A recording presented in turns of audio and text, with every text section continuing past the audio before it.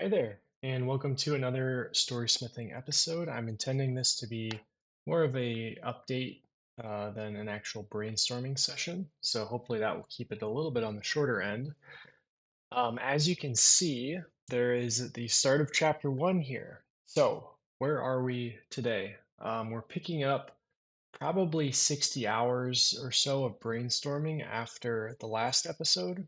So that's allowed for a lot of iterations over kind of the plot we'd laid out earlier. And there's actually been some really big updates, big changes to not necessarily the core of the story, but a lot of the optics have really changed.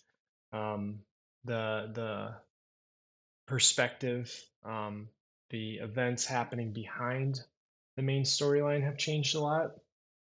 Um, our characters have stayed mostly the same, but as I'll kind of share here in a moment, there have been a lot of updates, which is kind of cool to see the evolution of the plot happening, and more elements being tied together to hopefully work together in an interesting way.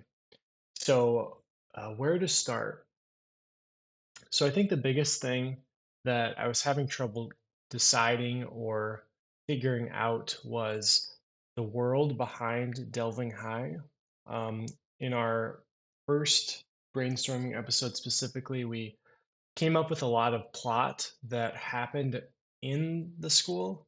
We came up with some cool things, some cool mechanics, but the question behind why this school existed was not answered. I kept sort of entertaining different ideas, different things, and there were a handful of options that worked, but they weren't as elegant or as interesting as I wanted.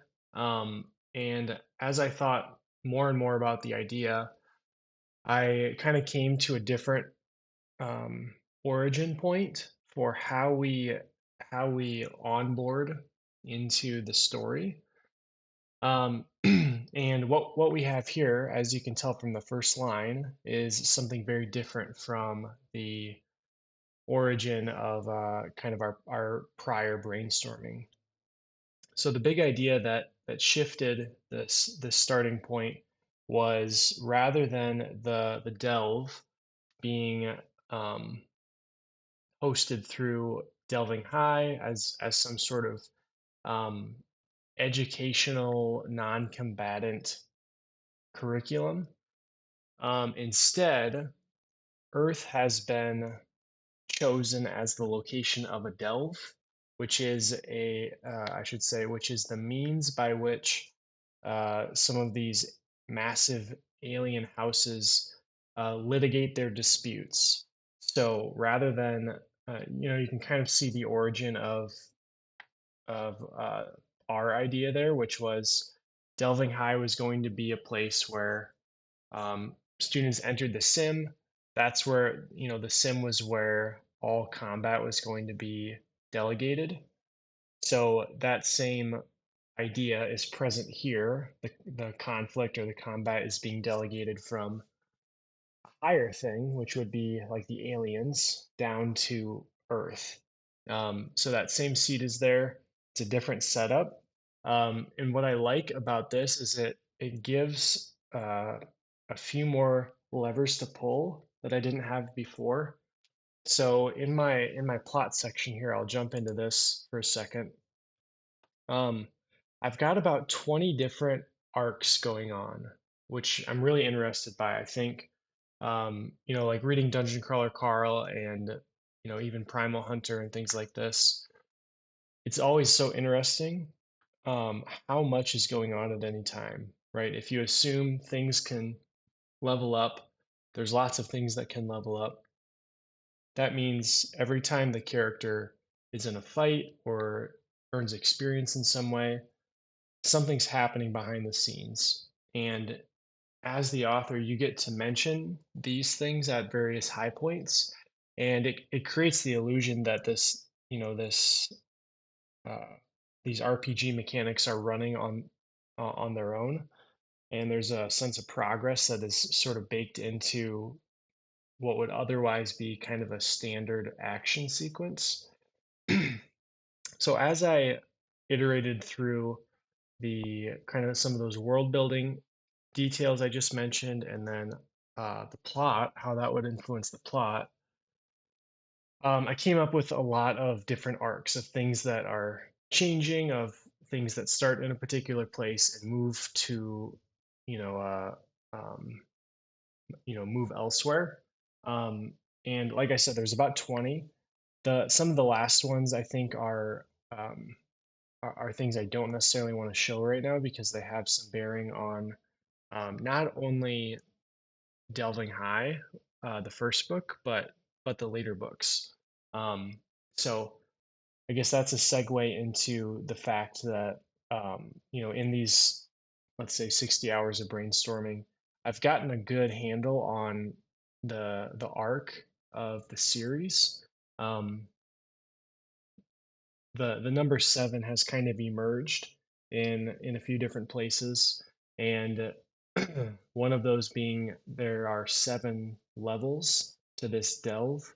Um, it's a case of one alien house is um, represented by the delving team, and the other alien house is represented by the defender team. And whichever team is the last standing, wins, and their respective like alien side wins the case. So seven levels emerged. That sort of pans pretty nicely to seven books, and I've got the first four pretty much outlined. The first three I think are really solid, and from what I'm seeing so far are roughly the detail I'd want in an outline, which is really exciting. Um, and having that framework of the seven levels, and then you've got these 20 arcs, and you can start to paint those across each level and sort of see where the spikes are and that sort of thing.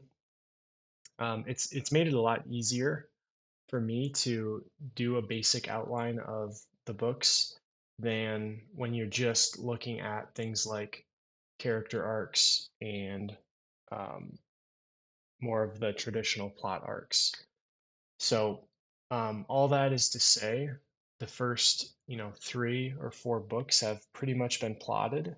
Um, the last three, so books, five, six, seven, are just at the idea stage. I sort of know what the big event or the big arc is in those levels, but there's a lot of details that would need to be ironed out. In terms of characters, just moving down our list here, there's been I should say maybe two big changes. So originally, this was going to be a three-character party. It was just going to be Jack, um, Atlas, and Charlie. I've since changed that in a significant way. So Charlie has changed to Chandler, which is a tongue tie right there. So I changed his name. That's apparent, or will become apparent why later on. Um, I've also chosen the classes for each of these characters. I can't quite remember if that was already decided in our last brainstorming, but Chandler is going to be a tamer, which is going to be a super interesting class. I think as the books go on, as the story goes on, he's going to rise more and more as a key character. I offset that a little bit by really sort of nerfing him in the first book. He's very scared. He's unconfident. Um, he wants nothing to do with combat. He's sort of in denial of the reality of their situation.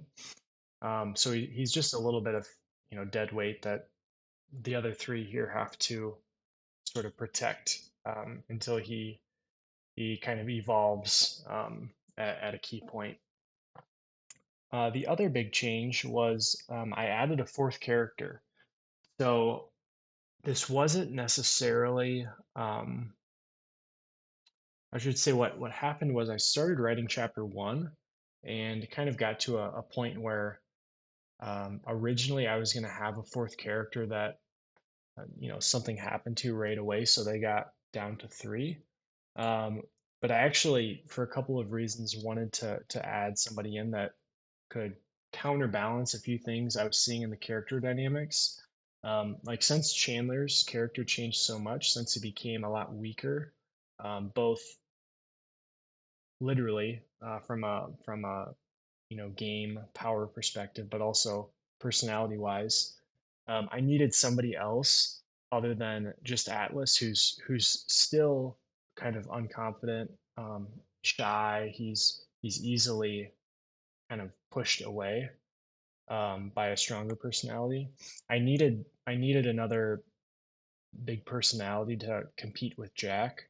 So that's where Bailey came in. So she's uh, yeah, she's going to cause a lot of friction in the group. She's really powerful. She is strong-willed, and she's going to kind of want things done her way, but she doesn't necessarily want to lead the group. And I think having some conflict in there, that's probably the best way to describe what I'm circling around here is once I changed Charlie's character, there was not a lot of conflict between these characters. Atlas and Chandler are both kind of meek enough to follow Jack more or less. So I needed a really strong-headed character introduced in there um, to just create a sense of tension. Every time Jack wants the group to do something, Bailey is, probably going to push back against that in some way, and that's gonna um, just make things a little more interesting. So that's been the big character update. Plot wise, like I said, levels one through seven are panned out. There's been a lot of world building behind the scenes. I don't necessarily know if we want to look at that here. Like I said, I'm maybe being a little bit uh, sneaky or selfish here, but there are some really interesting things for like the end of book one, and certainly things that stretch across like books two, three, and four, and kind of all land in book four that I don't necessarily want to show right now. Just in the one in a million chance somebody is going to read this and doesn't want it to be ruined. Maybe the last thing I'll say here, and again, I've got the hopes of keeping this relatively short, is I've actually written chapters one through three. I'm just wrapping up chapter four. So, at this time, we're already at about 9,000 words, which is kind of fun. Um, the chapters are coming super fast. It's really fun, really easy to write. Definitely the smoothest or easiest writing I've had so far. That's probably going to fizzle out relatively soon, but this is kind of completely different from the typical YA stuff I've written before. So it's just been a whole lot of fun. My plans in terms of the next steps, and this will be the last thing I'll add to this episode, is my goal is to roll this out on Royal Road, that site where authors can share their work, readers can find it and read it for free.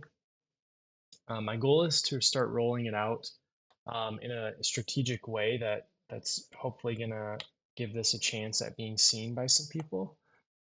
From the little research I've done so far, maybe 5 or 10 hours of listening to different interviews and articles and things like that, the strategy seems to be to bank up a lot of chapters, maybe 30 or 40, and start to release them, one a day once you have that many. And that gives you a lot of um, screen time in front of certain lists like the new releases, things like that, where people are going to see that you're consistently putting out content, and as they see that, there's a chance they might read it. If they read it, you might get on some sort of a trending list, and then there's a snowball effect from there. So that's my plan, is just to hold tight over the next, let's say, couple months, as I'm hopefully cranking out a good amount of chapters. and then start to do that release strategy of dropping them to get some interest. So that's where we're at. Super quick. Again, I'm not going to go into um, the actual writing of it, or I should say, actual brainstorming, but we'll wrap things up there today. Hopefully, uh, the whole book does not get shaken up again, like it did between the last brainstorming and this. I seriously doubt it. I think we're past the critical mass of there's enough inertia in these ideas that they're heavy enough, they're going to stay where they are. There's enough infrastructure built around kind of these key arcs, these key ideas that I really like where they are, and I don't see those changing. So I'm really excited about the shape the story is taking, some of the arcs and the moving parts within it, and it's time to get writing. So thanks for checking this out.